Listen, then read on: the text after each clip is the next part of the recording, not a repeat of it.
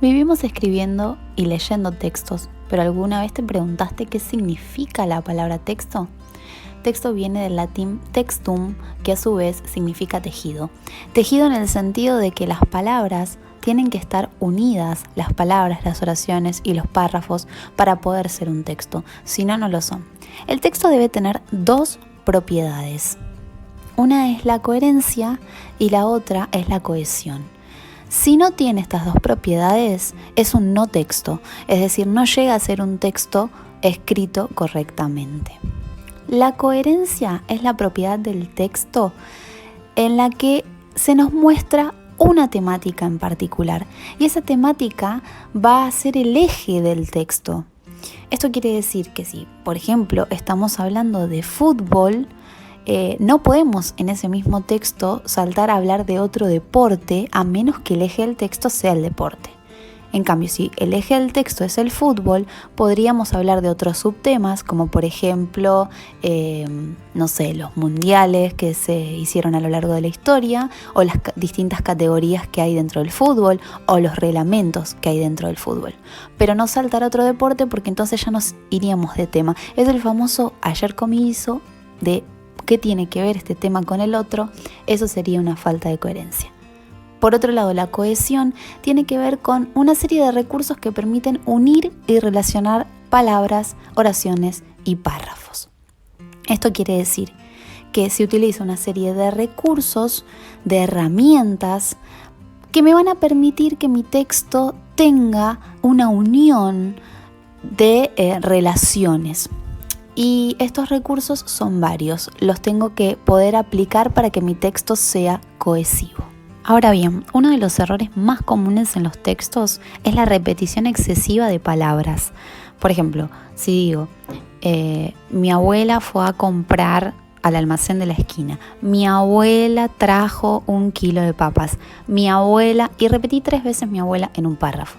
Entonces, la sustitución es el reemplazo de palabras para evitar esta serie de repeticiones excesivas. La primera forma de sustituir es por sinónimos. No sé si recuerdan, pero los sinónimos son palabras que significan lo mismo o tienen un significado similar o equivalente. También pueden ser expresiones equivalentes que no necesariamente sean sinónimos, pero que me indican una similitud con esa palabra. Por ejemplo, si digo casa, puedo decir hogar, puedo decir vivienda y me estoy refiriendo a lo mismo. Y puedo en un mismo párrafo utilizar esas 3 palabras como sinónimos para no repetir 3 veces casa.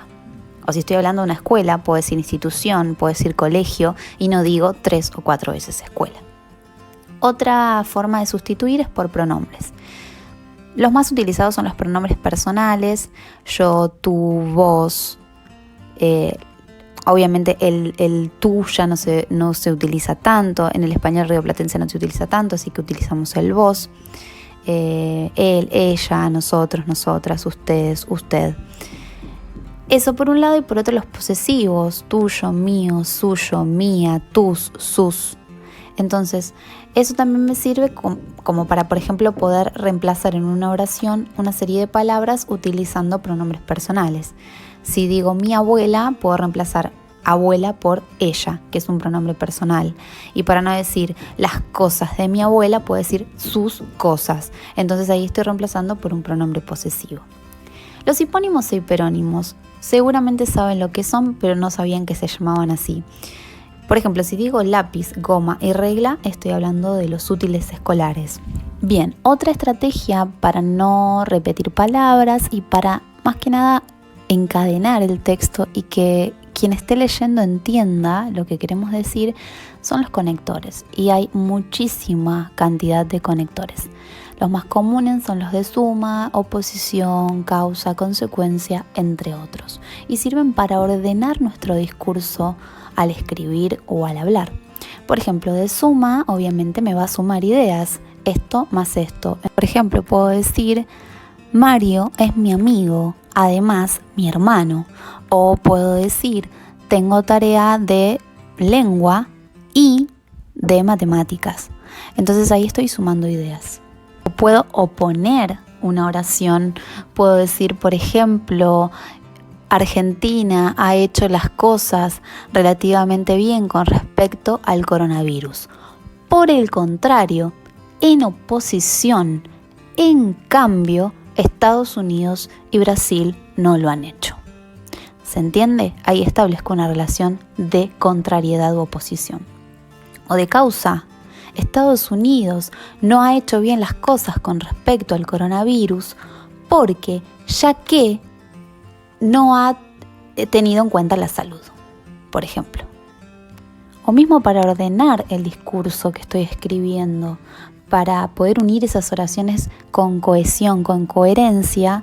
Y por ejemplo, no sé, estoy diciendo una cosa y digo, en primer lugar, y explico algo.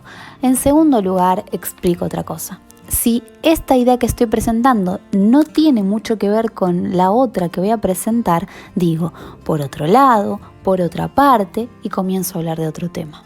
El discurso tiene infinitas maneras de ser ordenado a partir del uso de conectores. Otra forma de evitar la repetición de palabras es mediante el uso de la elipsis, es decir, quitar una palabra, suprimirla, elidirla. Por ejemplo, la oración Julia fue a comprar, estaba cansada, pero tenía que hacerlo.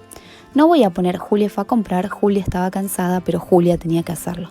Entonces directamente lido el sujeto Julia con una coma y el lector o la lectora de esa oración o quien esté escuchando ya va a saber que al decir estaba o tenía me estoy refiriendo a Julia. ¿Quién estaba? ¿Quién tenía Julia? Entonces no voy a poner el sujeto 3 veces porque es innecesario. Entonces recordemos que vamos a poder utilizar diferentes recursos para poder crear un texto coherente y cohesivo.